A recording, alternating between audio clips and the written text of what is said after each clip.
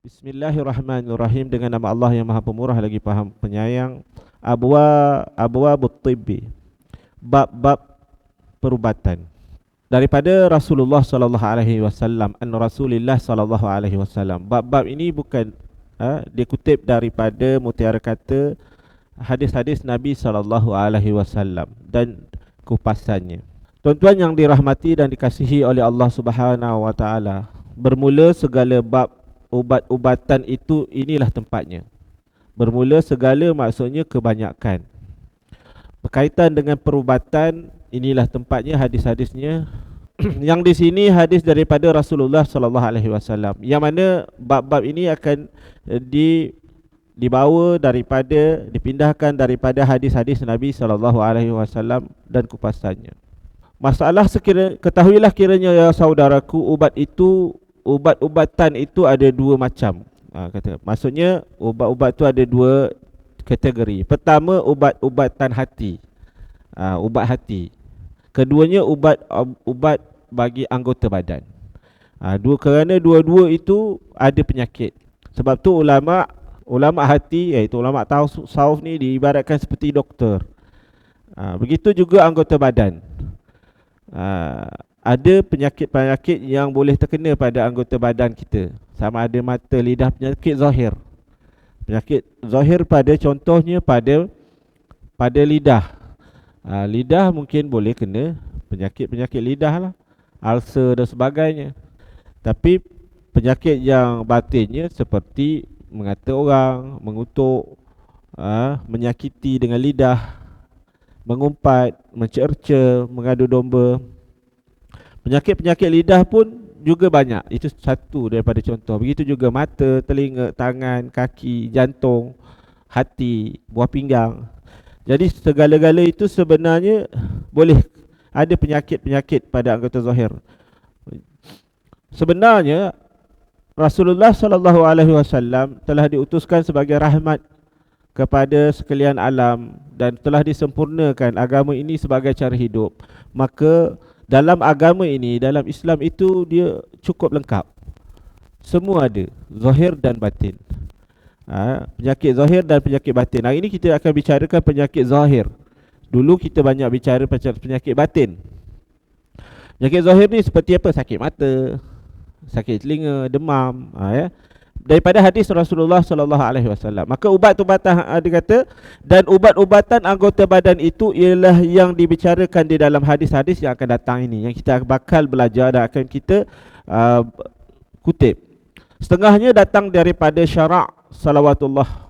Setengahnya maksudnya sebahagian daripada ubat-ubat ini ataupun bicara tentang perubatan Islam daripada baginda Rasulullah.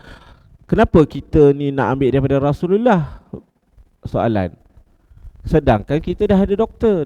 Tepi masjid ni pun ada klinik, 2-3 klinik. Dan dalam ni pun boleh jadi ada doktor perubatan. Kenapa ulama ni kita perlu tulis juga, nukilkan daripada Rasulullah? Kenapa ada Rasulullah sampaikan berkaitan dengan penyakit-penyakit? Sebab Rasulullah SAW tu menerima wahyu daripada utusan, iaitu Sayyidina Jibril alaihi salam. Yang mana Sayyidina Jibril alaihi salam menerima berita itu daripada Allah Subhanahu wa taala. Jadi ada banyak sebenarnya. Bila kita kaji, bila kita buka dalam hadis, sebenarnya telah disusun perkara-perkara asas. Perkara-perkara asas yang boleh dijadikan pedoman, panduan dalam kita menjaga anggota badan kita ataupun kita merawat anggota badan kita yang terkena penyakit zahir, seperti demam, sakit mata, seperti nak berubat dengan benda panas atau dan sebagainya, macam-macam. Nanti kita tengok. Dan asas-asas tu dia kata ada daripada syarak. Maksud syarak ada sebenarnya, Allah ajar. Sebenarnya kita tak jadi doktor yang ada tauliah itu, ada ijazah itu pun kita boleh tahu. Cuma doktor-doktor yang ada ijazah itu, dia bolehlah buka klinik, bolehlah buka hospital. bukalah, bolehlah berada di premis-premis sebab dia tidak iktiraf. Tapi sebagai asas, kita semua walaupun doktor itu sendiri juga akan kena penyakit, boleh kena penyakit. Jadi ketahuilah, dia kata banyakkan penyakit ubat-ubat itu ada datang daripada Allah Subhanahu Wa Taala melalui baginda Rasulullah sallallahu alaihi wasallam. Ada dalam syariat. Ada yang boleh, seperti contoh berubat dengan kaedah besi panas, benda sakit, ataupun sebaliknya berubat dengan perkara yang tak panas, tak menyeksakan. Seperti contoh guna antibiotik. Kalau besi panas kan, kalau luka dia ambil besi panas, letak macam tu. Ada sebenarnya. Tetapi antara dua tu dibicarakan di dalam ni nanti. Begitu juga sebenarnya antara ulama Islam yang terkenal menjadi rujukan dalam perubatan moden hari ini, iaitu Ibn Sina. Antaranya Ibn Sina, kitab-kitabnya, tulisan-tulisannya, pengkajiannya, dan telah menjadi asas penting di dalam kajian perubatan. Baik, kita terus belajar kepada matan, kepada isinya, kepada dia punya intisarinya. Mudah-mudahan kita yakin nanti dengan ubat-ubat yang kita terima daripada doktor-doktor, sehingga kita kenal mana doktor ni, betul ni, kita boleh terima. Kadang-kadang sebab kalau kita tak belajar ni, kadang-kadang ramai belajar orang agama, dia tawakal kepada Allah sahaja. Dia kata tawakal, sebenarnya salah. Sebenarnya dia bertawakal tanpa berubat, sebenarnya itu orang yang berputus asa. Baru kita jumpa dalam bab ni nanti. Sebabnya Rasulullah SAW sendiri berubat. Kadang-kadang dia komplain. Dia komplain, kata pandai sangat jampi, kenapa pergi berubat sakit jantung? Tidak. Doa tu, jampi-jampi tu doa. Kenapa dah pandai berdoa, kenapa pergi hospital juga? Ya, memang kena doa. Namun begitu, tetap juga kena ikhtiar dengan bertepatan sebagaimana yang disyariatkan, yang ditetapkan. Seperti contoh, jika penyakit itu disebabkan kepanasan, mesti dicari lawan dia supaya disejukkan dia. Itu kita jumpa. Lepas tu dah disejukkan dia, cuba sejukkan, maka perlulah didoa. Sebab yang datang penyakit itu dan yang menyembuh itu tidak lain tidak bukan ialah Allah Subhanahu Wa Taala. Namun begitu tetap, contoh apa? Contoh demam, panas sangat, maka dah lebih panas dalam badan, kena cari sesuatu yang menyejukkan. Ini kita jumpa ni. Jadi sebenarnya ada dalam syariat kita, syariat Islam. Rasulullah SAW telah diutuskan dengan sebegitu sempurna, sehingga sempurna agama Islam ni sebagai cara hidup. Sama ada termasuklah juga dalam satu aspek, iaitu aspek perubatan. Perubatan ada. Sebab tidak boleh kita melakukan ibadah dengan sempurna jika badan kita sakit.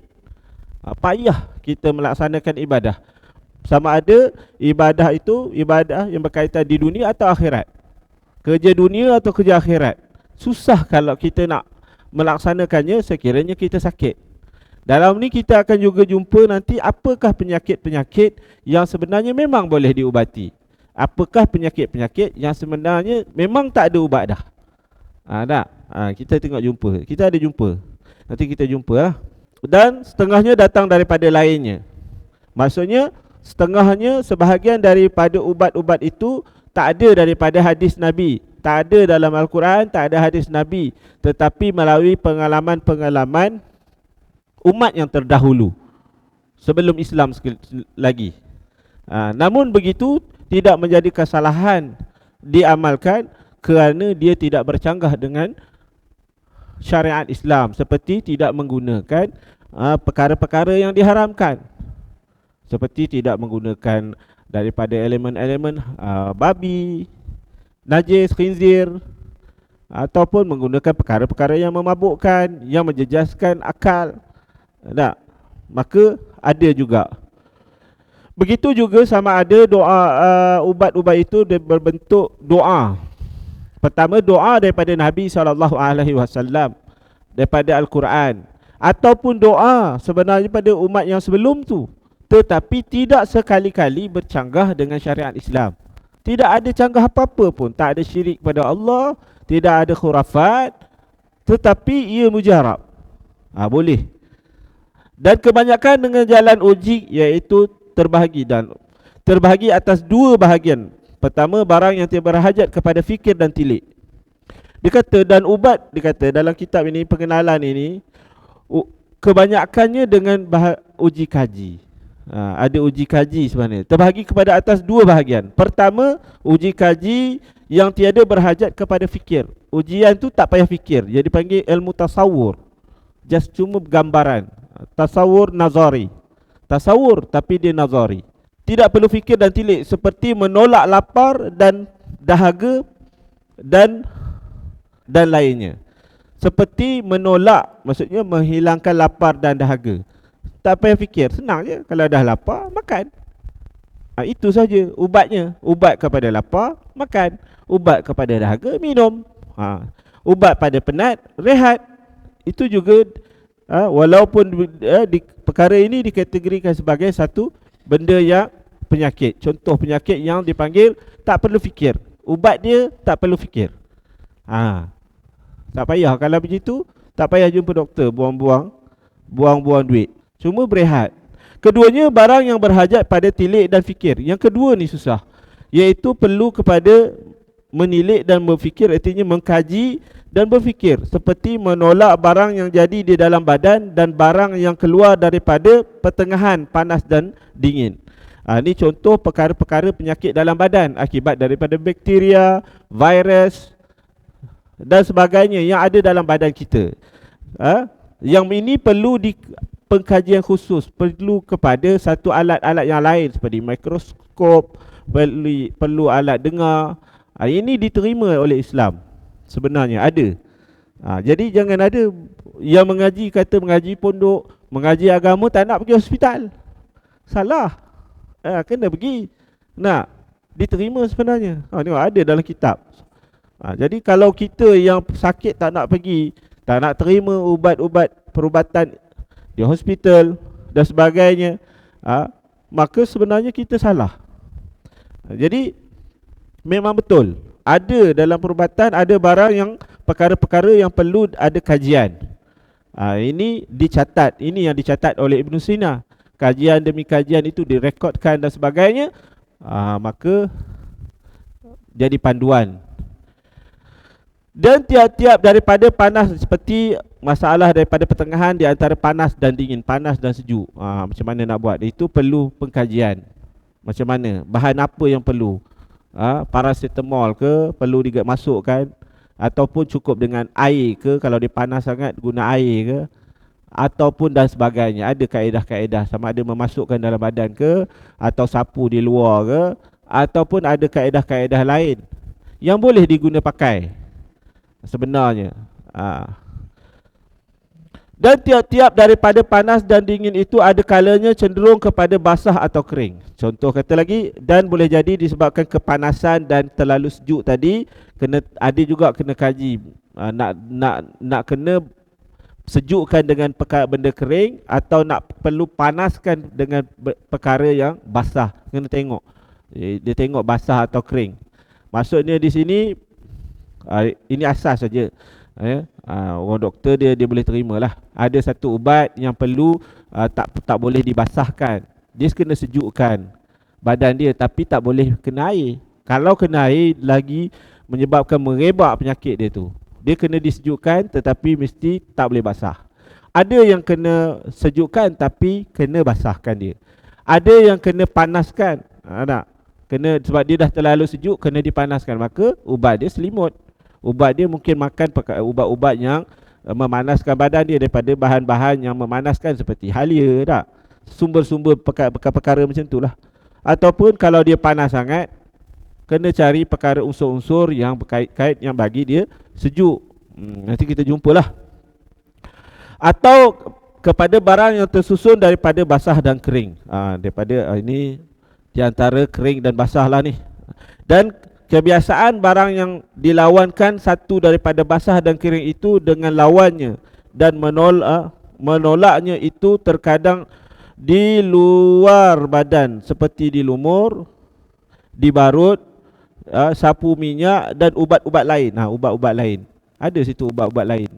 Maksudnya kalau sakit itu tadi, contoh panas, dia terlalu panas, cari lawan dia, bagi dia sejuk. Ini saya bacalah dalam ni kata ulama. Dalam bab perubatan ini begitulah. Kalau dia sejuk, cari elemen yang memanaskan dia. Seperti mungkin seperti orang bersalin tu kan. Dia sejuk. Orang panas dia sejuk. Carilah perkara yang memanaskan dia. Jadi tak salah lah kalau guna tungku tu, kalau guna elemen yang memanaskannya. Ataupun kalau ada alat moden, selimut elektrik tu ke yang memanaskan dia, boleh lah. Tak adalah masalah. Jadi apa pula jadi masalah khurafat? Tak ada masalah. Jadi kita orang yang alim ni, kita yang belajar ni dah tahu, boleh lah. Jangan kita tolak pula teknologi. Tapi kalau tak ada teknologi, apa salahnya guna pergi bakar je lah batu tu, balut-balut dengan daun, kan, bagi wangi-wangi sikit, tungku sajalah, supaya dia ada masalah dalam masalah sejuk, bagi dia panas. Begitu. Contoh saja. Nanti ini contoh saja, bukan pelajaran dia lagi pun, cuma pengenalan. Ini kita kena tahu. Ada kadang boleh sapu, boleh dibarut, ikat, sapu minyak, ubat dan lainnya. Terkadang daripada dalam. Kadang-kadang ada ubat yang perlu masukkan ke dalam badan kita. Sama ada makan, masuk ke hidung, cocok masuk ke darah dan sebagainya. Ada terkadang. Dan tetapi maka ialah yang lebih payah. Ini kita jangan pandai-pandai buat sendiri. Pandai-pandai masuk, telan je apa-apa. Jangan pandai-pandai sedut kot hidung. Sedut je. Jangan pandai-pandai kita nak masuk kot darah kita. Ini kena jumpa orang yang dipanggil ahlinya. Cuma cukuplah kita tahu bahawa dalam kaedah perubatan, bahkan perubatan Islam itu sendiri, memang ada kaedah ni. Jangan kita tolak pula. Begitu. Di dalam kita berikhtiar mengubat penyakit kita. Bahkan orang yang sakit, tetapi tidak berubat, maka dia putus asa. Hati-hati dengan perkataan putus asa dengan rahmat Allah. Bahkan kalau kata esok doktor kata nak mati, hari ini wajib berubat lagi. Hari ini wajib berubat. Sebab kita bertawakal kepada Allah Subhanahu Wa Taala. Bahkan adakah berubat itu menolak tawakal? Tidak. Serah pada takdir. Kalau dalilnya, kalau seorang itu lapar, kenapa kena makan? Kalau kata serah pada takdir sahaja, dah lapar jangan makan. Memang begitu sunnatullah. Allah jadikan, itu kaedah dia. Kita kena faham pendek je, mudah je. Sebab dia kata ada penyakit yang tak payah kita fikir-fikir. Tak payah fikir-fikir. Kalau lapar makan je. Penat lah, rehat. Tak payah fikir, senang je. Kalau begitu, kalau penat, jangan rehat. Boleh. Kenapa ambil rehat? Bukankah itu usaha untuk menghilangkan penat? Dah. Kalau itu kita tahu, kenapa tadi penyakit kencing manis tadi tak nak makan ubat diabetes? Ubat dia, saya tak setuju dengan nama penyakit kencing manis ni sebenarnya. Sebab sepanjang saya belajar ni, sebenarnya penyakit tu bukannya disebabkan kencing manis saja. Dia panggil lebih pada diabetes. Penyakit tu bukan manis, gula dalam air kencing tu semua tanda dia saja. Tapi sebenarnya kencing manis ini ataupun nama penyakit kencing manis tu lebih pada diabetes. Dia duduk dia boleh merosakkan kulit, boleh merosakkan daging, boleh merosakkan tulang. Bukan gula semata-mata. Dan dia berpunca daripada kajian mendapati kurangnya apa tu? Apa benda nama dia, daripada pankreas kita. Ada satu, dia panggil apa? Insulin. Tak ada insulin. Insulin tu penyakit kurang insulin. Sebab apa kurang? Sebab rosaknya satu organ dulu. Doktor orang putih, doktor barat kata tak guna. Pankreas tu tak ada guna apa sangat, biasa-biasa je. Rupa-rupanya pankreas tu mengeluarkan insulin. Insulin tu penting untuk badan kita. Kalau dia tak ada, atau dia kurang, atau dia tiada, maka itulah menyebabkan habis kaki reput, kulit reput, tulang reput. Dia jadi tak stabil. Jadi rosak. Bila luka tak boleh sembuh. Insulin tu puncanya. Tak? Baik, bila kita belajar hari tu, contoh je saya belajar hari ni, kita dah belajar ini sikit-sikit ni, katakanlah kita makanlah sesuatu, contoh telan air desa ni, tiba-tiba dia tutup gula. Dia tutup gula dalam air kencing kita.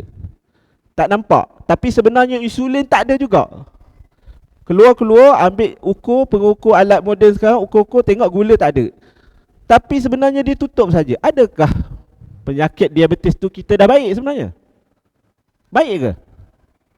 Tidak. Dia tutup saja. Tapi insulin tetap sebab tiada. Sedangkan insulin tu yang diperlukan. Boleh, ada ubat tu. Makan dia tu dia tutup. Tak nampak. Gula tak dapat dibaca. Alat tu gagal membaca gula dalam kencing atau dalam darah. Jangan sangka baik dah. Sebab punca dia tadi, limpa kita rosak, pankreas kita rosak. Sama ada rosak ataupun lemah sehingga dia keluarkan keperluan badan tu sedikit saja. Baik, kembali pada perubatan Islam ini contoh sajalah. Jadi itu payah. Yang tu kena jumpa doktor pakar, kena jumpa doktor-doktor yang belajar sungguh-sungguh. Itulah bidang dia. Tak boleh jumpa saya, baca kitabnya dah cukup, tak boleh. Salah, kena pergi. Adapun penyakit yang biasa-biasa tadi, panas dengan sejuk tadi, kita nanti ada jumpa hadis-hadis daripada Rasulullah sebagai panduan. Ada nanti kita jumpa Rasulullah pesan jangan makan kurma kalau orang sakit mata. Nanti tuan-tuan di sini kan pandai-pandai, alim-alim semua, bakal-bakal anak ada bakal doktor bakal, tanya dia, kamu pergi kaji dalam kurma tu, pergi tengok apakah benda yang merosakkan mata. InsyaAllah dia jadi doktor pakar, kenal satu dunia. Baik, ini contoh je lah. Dan jalan kepada mengetahuinya dengan tahqiqnya, dengan sebenar-benarnya, sebab yang jadi penyakit daripadanya dan alamat yang menunjukkan boleh kenalnya itu ialah maka tabibun, doktor. Maka dia kata jalan untuk mengetahui itu dan menetapkan, mengesahkan sebab yang jadi penyakit daripada itu. Penyakit kenapa? Penyakit apa ni? Tengok-tengok gula banyak dalam darah ni. Penyakit apa ni? Air kencing banyak semut hurung ni. Contoh katalah. Ataupun penyakit apa ni? Luka tak mau baik ni. Atau penyakit apa? Jadi pening-pening pusing kepala ni. Penyakit apa jadi panas-panas satu badan ni? Jadi yang boleh menentukan itu sebenarnya ialah tabib, iaitu doktor yang pintar di dalam ilmu tib. Maka ialah yang boleh berusaha mencarikan barang yang memberi mudarat akan badan itu berhimpun di badan, dan ialah yang boleh mengurangkan barang yang memberi mudarat pada badan daripada lebih-lebihnya, atau menambah apa yang kurang dan apa yang mahu oleh badan. Maka pokok pangkal yang demikian itu atas 3 perkara. Pertama, baik, ini kita belajar asasnya. Dia kata boleh usaha untuk mencari barang yang memberi mudarat, menceraikan barang yang memberi mudarat akan badan tu tadi.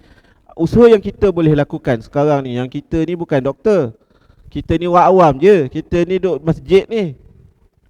Tapi masalah yang berlaku, setiap yang sihat akan sakit.